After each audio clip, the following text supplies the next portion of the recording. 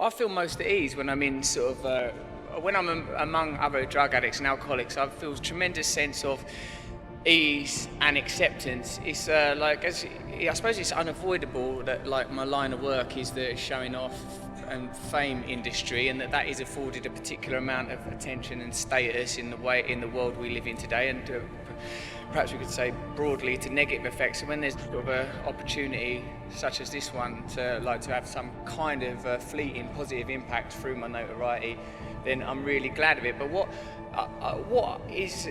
I find fascinating is that the only community that I've ever really felt actually part of, not outside of, is the community of drug addicts and alcoholics. When I was at school, I didn't feel like I fitted in anywhere. I'm an only child of a single mother, and I didn't feel like I fitted in my family.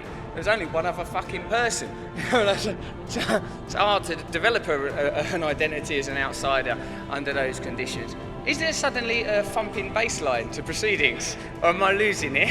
Where's that coming from? Some people have relapsed and set up an alternative conference of decadence. It won't work. I mean, they'll fuck it up. The admin will go wrong once people start using it. Like in rooms like this, where there is a sort of a particular density of drug addicts, this is as good as you're going to get at seeing recovery in action, because the people in this room are like, you're among lunatics. You're moving among psychopaths now. You're among people who just create chaos at a personal psychological level, at a domestic level, at a familial level, at a criminal level. The people that have a complete capacity for chaos. Talking of myself, like hearing those lovely things said about me by Noreen and by Mike and that, thank you, mate. Like, I'm really proud to work with rap, because as I said when I was chatting earlier, I was given that 6 months before you're dead in prison or in a lunatic asylum. Like, you know, for me, I consider it to be just what we say amongst us, like one of the yets. You know, for me, there's an air of inevitability around prison. So when I meet people that are doing time or have been away, I think, you know, thanks for doing it for me, so that I didn't have to, because I would have got there. You know, because of this disease, I've been relieved of that kind of pious, moral, high-mindedness or judgment, because I know how easy it is to get into those situations. And frankly, the people that I've met that are following abstinence-based recovery principles in prison are among the sort of, I mean, I'm a bit easily duped, to be honest, but they seem so fucking lovely. You sort of think, oh, they're all right. Like really nice, decent people. And you get that in recovery everywhere. People like part of, like, this is what's amazing about it, right? Is like we have to help other people in order to stay well. That's an intrinsic principle of it. So everyone's got to be nice for their own selfish reasons. It's a really good way of stimulating the natural egotism and self-centeredness of our age, which is elsewhere constantly inculcated through the propaganda of marketing, through the capitalist system we live in. Here, there's a currency in kindness. People know that we only stay well by helping other people stay well. We can only keep clean ourselves by helping other people keep clean. Now, it's kind of obvious that those principles could be held and could benefit elsewhere in society, and perhaps that's an argument for another day. So, but for here, and for now, all we're talking about doing, and like you've heard the word again and again, articulately presented, brilliantly presented, I thought, by Stuart earlier and that, like this is about building communities, and the more people have access to this message, the more the positivity can be conveyed, the more you're creating that. And like, what I'm constantly dazzled by when I hear some of these fucking lunatics talking, I think, thank God I didn't have to deal with that person while they were drinking and using. That's a maniac.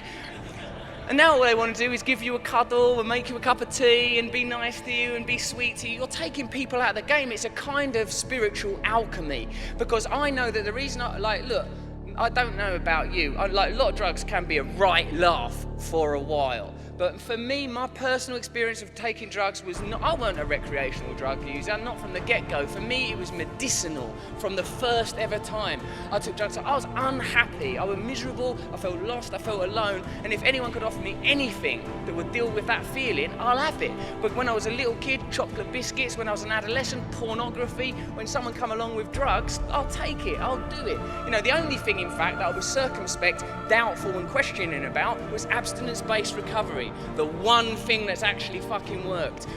When the dawn finally came, suddenly I was interrogatory, suddenly I was inquisitive, suddenly I had inquiries and questions. It's the one thing that's worked for me, 100%. And the more I commit to it, the more I get back from it. The more I'm willing to help other people, the better I feel. What I reckon, for us people that are drug addicts, alcoholics, whatever, I consider it, and I know like Chip's a double committed atheist. It's like he's deliberately trying to annoy God, but like on purpose. But I believe in God, and I believe that for like that we drug addicts, alcoholics, it's like we've got a spiritual craving, a yearning, and we don't have the language, we don't have the codes to express that in our society. But the feeling won't go away, so you've got to nullify it, anaesthetise it somehow. I can't live with it. I can't be alive. Like I can't be alive unless I'm living in kind of love and community with other people. I can't cope with it. My only other option is to take drugs. That's my only other option, because the feelings behind my drug use and my alcoholism, they ain't gone nowhere. I, one day at a time, address those through the principles of the program of mutual, what is it? Say mutual support systems, mutual support aid, or whatever the fuck it is. We've got to be careful. Like, and through like talking to other addicts and other alcoholics. Now, it's like they say a lot, don't they? Like anyone can get clean, and that is actually really hard. The first time someone mentioned to me, don't try to get to bed tonight without drinking or using. I was like, what? What do you mean it's 7 o'clock? There's too much day left for that amount of consciousness and awakeness. And like me now, I don't take drugs. I've not had drugs or alcohol for fucking 8. I mean, I've had some significant amount of coffee, as you can see. Dangerous levels of caffeine, some of which I did take intravenously. The rest through an enema. No, conventional coffee use. It's amazing to me. My whole identity, my whole life, my life revolved entirely around getting drugs. I got clean because of Focus 12, the place I got clean, which is built around it's a 12-step. It has 12-step principles at its heart and at its core. And now I stay clean through through mutual support, through the fellowship of other addicts, essentially through recovery communities. Now we've got support, we've got longevity, we've got a future. Brilliant research has been done, we've got a proper understanding of our problem. Now all that's needed really is the kind of, psychic or spiritual shift that we addicts go through as individuals, a belief that change can be made, that we can share that change with other people. We've just got to spread that belief more broadly. I'm not surprised people are cynical about abstinence-based recovery. It sounds too good to be true. But I've been chatting to people on the news and that, and they don't seem to realise how hard it is for us. Abstinence-based recovery ain't easy. It's not a soft option. It's bloody difficult. It's still now 11 years down the road. It occurs to me constantly, if I could just have a little use to take the edge off. If I could just spend a couple of days on holiday from my head, wrapped in a snug brown blanket of smack, I'd take it. When I hang around using addicts, I don't think, how lucky I am to have this wonderful hair conditioner and this fancy jacket. I think I'd give my life up for a blast of brown and white for a minute on the pipe. Because it don't go away, that feeling, without diligence and work. And that's why I know we can't be judgmental, we can't be pejorative, we shouldn't be punitive. Today is a day about abstinence-based recovery and building abstinence-based recovery communities, and I shouldn't have opinions on outside issues. But my personal opinion on having drugs illegal at this point in history is medieval mentality practiced by medieval politicians to punish an entire class of people and to victimise and vilify them. I'm not saying this disease don't affect people all over. Of course it does. We're all subject to it. But who suffers from it most. It's been explained over the course of the day, and that's why that policy's in place. It's ridiculous. It's medieval, and it needs to change for us to advance as a planet, to evolve.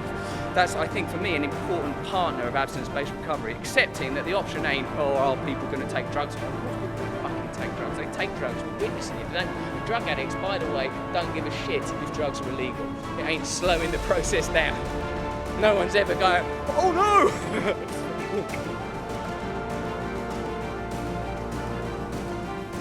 Also, that would provide a handy way to provide revenue for people who want to get clean. Regulated drugs. Regulated drugs, the way that alcohol and tobacco is regulated. That makes them look edgy.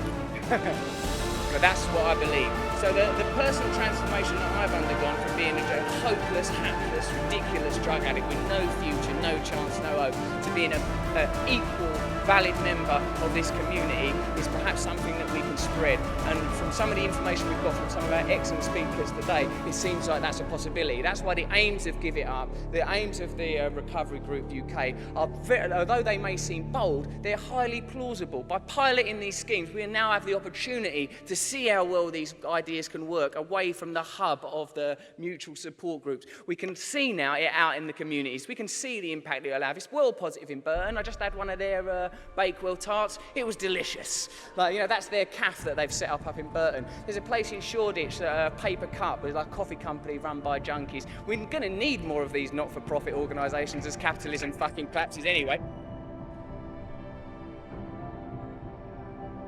This is the kind of, these are the kind of projects that Comic Relief and Give It Up are looking to support. We're going to be raising more money. We've got some money now. Those of you that are looking for advances and grants in that area, we're really, really keen to help you, and we're really keen to learn about your experience, because the fact is we're all in this together. We're all learning from one another. No one's got no superiority. I've learned off every single person that I've spoken to today. It's been fascinating for me. Very proud to be a part of all this. Now I'm going to give over to Comic Relief and I, because they know the actual score. I can just blather on about emotions.